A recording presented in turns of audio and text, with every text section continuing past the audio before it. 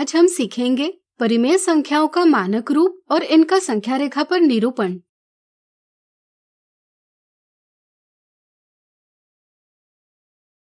पिछले वीडियो में हमने सीखा कि अगर किसी संख्या को p/q के रूप में निरूपित किया जा सकता है, जहाँ p और q पूर्णांक है और q 0 के बराबर नहीं है, तो ऐसी संख्या एक परिमेय संख्या कहलाती है। इन्हें हम बड़ी लिपि के q से निरूपित करते हैं। इस वीडियो में हम परिमेय संख्याओं की समझ को आगे बढ़ाते हुए समझेंगे परिमेय संख्याओं का मानक रूप यानी स्टैंडर्ड फॉर्म कैसे प्राप्त करते हैं और इन्हें संख्या रेखा पर कैसे निरूपित करते हैं।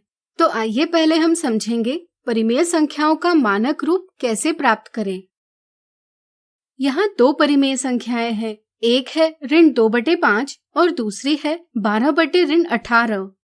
पहली संख्या में हर एक धनात्मक पूर्णांक यानी पॉजिटिव इंटीजर है। इसी तरह ऋणात्मक चिन्ह को नजरअंदाज कर अंश और हर के स्थानों पर लिखी संख्याओं में एक के अलावा और कोई उभयनिष्ठ गुणनखंड या सार्वगुणनखंड यानी कॉमन फैक्टर नहीं है।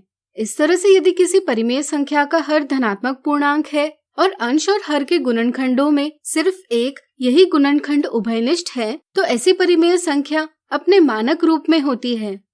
यह भिन्न के सरलतम रूप यानी सिंपलेस्ट फॉर्म जैसा ही है। क्या आप बता सकते हैं दूसरी परिमेय संख्या भी अपने मानक रूप में है या नहीं? सोचिए। बिल्कुल सही। इस संख्या का हर धनात्मक नहीं है और इसके अंश और हर के गुणनखंडों में एक के साथ साथ 2 और 3 भी उभयनिष्ठ गुणनखंड है। इसलिए 12/18 अपने मानक रूप में नहीं है। अगर हमें इसे अपने मानक रूप में लाना होगा तो पहले हमें इसका हर धनात्मक करना होगा। क्या आप बता सकते हैं यह हम कैसे करेंगे? बिल्कुल सही। हम इस परिमेय संख्या के अंश और हर दोनों को ऋण 1 से गुणा करेंगे। अंश और हर दोनों को ऋण 1 से गुणा करने पर संख्या का मान तो बराबर रहेगा, लेकिन हर जरूर धनात्मक बन जाएगा। अब हम अंश और हर के स्थानों पर लिखी संख्याओं का चिन्ह नजरअंदाज कर इनका मस यानी HCF प्राप्त करेंगे।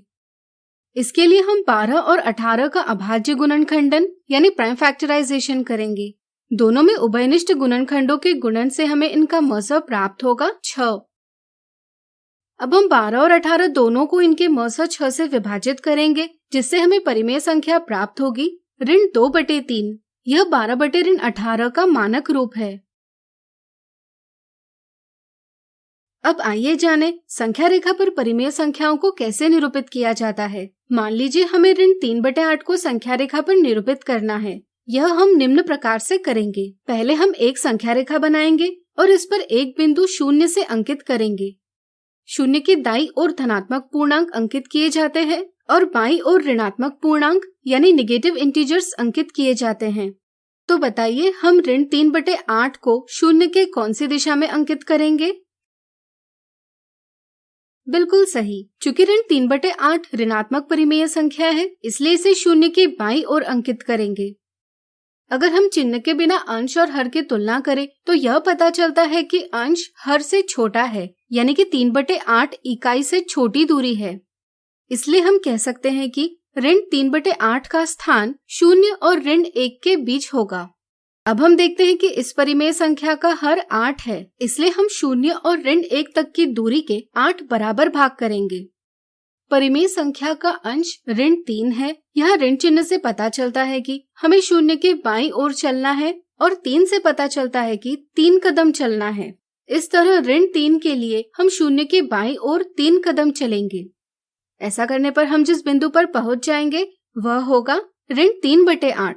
इस प्रकार हम ऋण 3/8 को संख्या रेखा पर निरूपित करते हैं।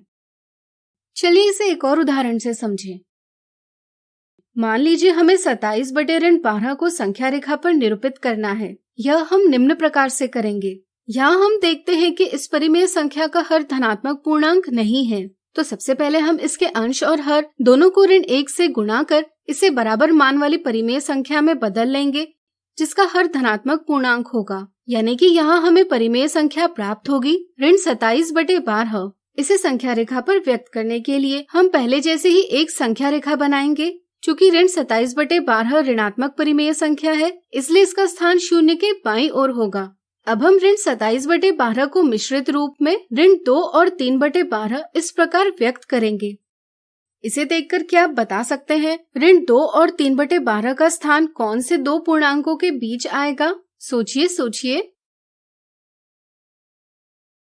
बिल्कुल सही। ऋण 2 और 3/12 का स्थान ऋण 2 के बाईं ओर लेकिन ऋण 3 के दाईं ओर आएगा, यानी कि ऋण 2 और ऋण 3 के बीच में आएगा।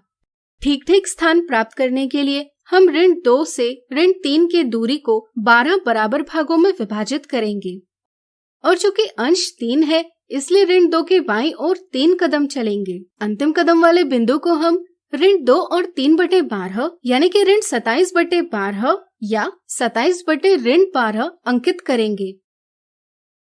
इस तरह से अब आप समझ ही गए होंगे कि कैसे हम परिमेय संख्याओं का मानक रूप प्राप्त करते हैं और कैसे इन्हें संख्या रेखा पर निरूपित करते हैं।